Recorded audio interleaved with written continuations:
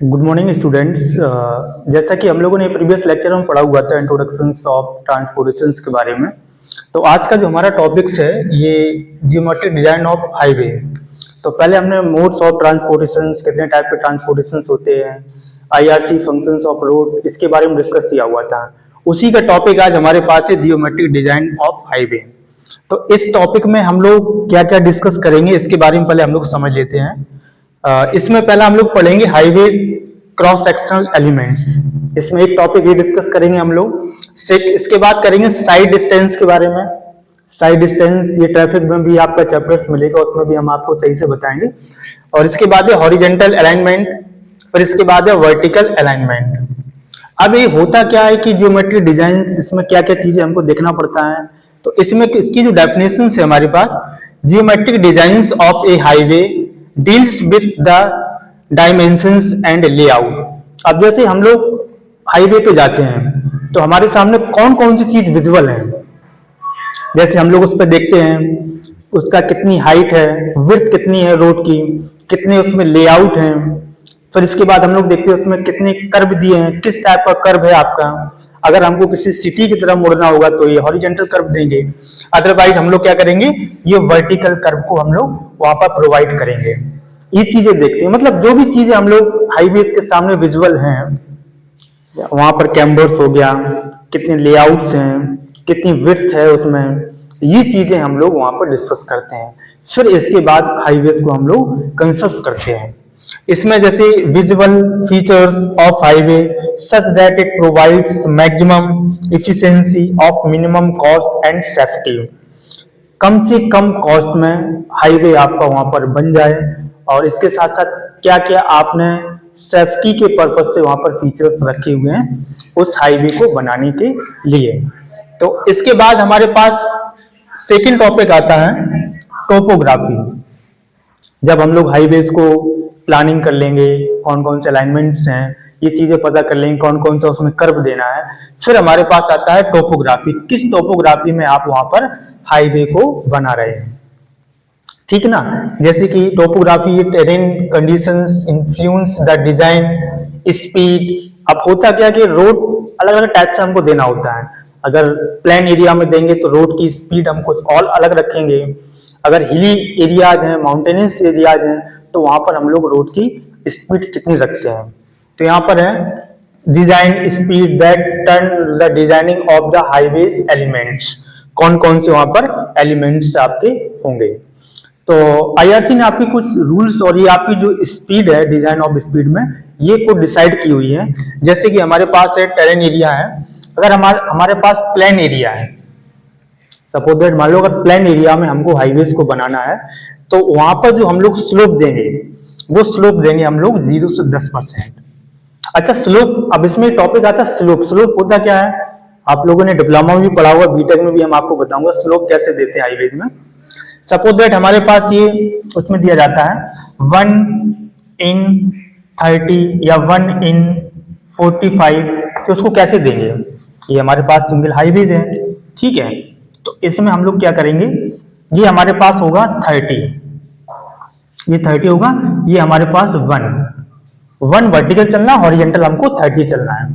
तो हमारे पास ये क्या हो जाएगा, इसका स्लोप 1/30। अब इसी में एंगल्स निकल आता है। अब इसमें क्या होता है कि परसेंटेज में भी हमको निकालना, भी यहाँ दिया है ना, प्लेन एरिया में 0 से 10% दिया हुआ हमारा, तो उसमें हम 10 मल्टीप्लाई कर देंगे उसमें, तो परसेंटेज में निकालना, परसेंटेज भी निकल आएगा आपका वहां पर। अब रोलिंग एरिया जो होता है, वहां पर जो हमको स्लोप देना होता है वो देना होता है 10 से 25% तक स्लोप देना होता है। फिर माउंटेनियस एरिया जो होते हैं वहां 25 से 60% देना होता है। स्टीप एरिया होते हैं वहां ओवर देन 60% तक हमको वहां पर स्लोप को प्रोवाइड करना होता है, ठीक है।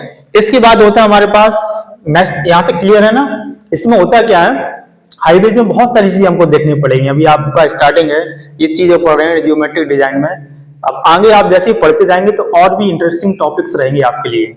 हाईवेज में होता क्या है कि जो भी चीजें आप लोग पढ़ोगे वो सारी चीजें आपके सामने विजुअल रहती हैं। आप कहीं टूरिस्ट में गए, यहाँ पर कहीं घर से कहीं बाहर ऑफिस तक जाते हैं, चलते तो आकर हाईवे पे ही है ना, तो सारी चीजें आपको वहां पर विजुअल रहेंगी।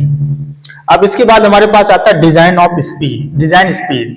कि हमको कितना क्या design speed of vehicle depends upon the type of road over which moves for. अब देखिए, अब डिपेंड करता है रोड के ऊपर कि हमारा किस टाइप का वहां पर रोड है। अगर नेशनल हाईवे होगा हमारे पास तो स्पीड उसमें हमको कुछ और लिमिट रखना पड़ेगा। स्टेट हाईवे होगा तो उसकी लिमिट कुछ और होगा। MDR major district road, ODR other district road, VR मतलब विलेज रोड। तो जिस टाइप का आपका वहां पर रोड्स होगा उसके अकॉर्डिंग वहां पर आपको स्पीड लिमिट ऑफ स्पीड वहां पर दी होती है, ठीक है, देना होता है। तो ये हमारे पास हो गया डिजाइन ऑफ स्पीड में। अब इसके बाद चलते हैं हम लोग डिजाइन ऑफ स्पीड किलोमीटर। अब इसमें चार्ट में भी हम लोग समझ लेंगे क्या होता है कि क्वेश्चंस आपका अगर एग्जाम में क्वेश्चंस आते हैं, अगर आप इस टाइप से टेबल्स बना देते हो, वहां पर सारी चीजें मेंशन कर देते हैं तो अच्छी खासी आपको मार्क्स मिल जाते हैं।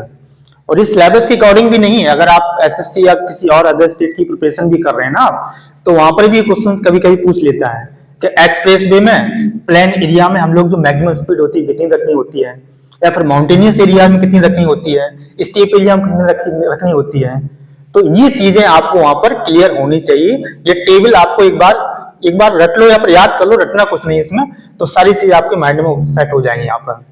अब जैसे हमारे पास एक्सप्रेस वे होता है, एक्सप्रेस वे बनाई जाता है आपका हाई स्पीड के लिए, ठीक है ना। अब इस एक्सप्रेस वे, अच्छा एक चीज और है इसमें, एक्सप्रेस वे और हमारे पास जो हाईवेज होते हैं, नॉर्मल हाईवे जो होते हैं एनएच एसएच, इनमें मेजर डिफरेंस क्या होता है? नॉर्मली बाई लाइन इसमें भी होते हैं, लेआउट इसमें भी होते हैं। ज्यादातर जो मेजर इश्यूज उसमें होता है कि जो हमारे पास हाईवेज होते हैं, हाईवेज क्या होते हैं, कभी कभी सिटी के अंदर से भी होकर गुजर जाते हैं, ठीक है। लेकिन जो हमारे पास एक्सप्रेस वे होते हैं वो कभी भी किसी सिटी के अंदर से होकर नहीं गुजरेंगे, क्योंकि वो एक स्पीड के लिए ही बनाई जाती है। वो भले उसका कोई बाहर देना होता है हमको लेआउट टाइप से, वहां बाहर से बना देते हैं हम लोग, ठीक है ना। तो इसमें 120 और 100 प्लेन एरिया हमारे पास, प्लेन एरिया में मैक्सिमम स्पीड 120 रखते हैं और मिनिमम जो रहती है आपकी वो 100 रहती है एक्सप्रेस वे में। अब रूलिंग एरिया जो होता है मैक्सिमम 100, 100, मिनिमम 80, माउंटेनियस एरिया में 60, 80, स्टीप में 60, 60। जैसे आप लोग बढ़ते जाएंगे ना, अब क्या है कि माउंटेनियस एक हिली रोड हो गए वहां पर, तो उनकी डिजाइनिंग में जो स्पीड होती है वो थोड़ी कम रखनी होती है। अब इसके बाद हमारे पास NH SH, national highway, state highway, इसमें क्या होता है 100 देनी होती है हमको प्लेन एरिया में, और मिनिमम देनी होती है आपको 80 किलोमीटर पर आवर्स की स्पीड जो है वो देनी होती है। इसके बाद एमडीआर जो होता है मेजर डिस्ट्रिक्ट रोड, इसमें भी आपको देना होता है 80 किलोमीटर पर आवर्स की स्पीड से मैक्सिमम, और जो मिनिमम रहती है वो आपकी रहती है 65 किलोमीटर पर आवर्स। ओडीआर में मतलब अदर डिस्ट्रिक्ट रोड्स जो होते हैं उसमें जो आपको देनी होती है वो 60 देनी होती है, और मिनिमम जो होती है आपकी वो 50 देनी होती है। और विलेज रोड होते हैं, विलेज रोड में तो हाई स्पीड से नहीं बनाया जाता है, उस हिसाब से कनेक्टिविटी होती है कि जितना ज्यादा ट्रैफिक आपको मिलेगा कि वहां पर कम ही स्पीड से आपको उसी हिसाब से वहां पर बनाया जाता है। तो अभी आप लोग आगे और चीजें पढ़ेंगे तो उसमें आपको क्या कितना कैम्बर देना होता है, क्या क्या विड्थ होती है, कितने लेआउट्स होते हैं, उसमें आगे और चीजें हम लोग डिस्कस करेंगे।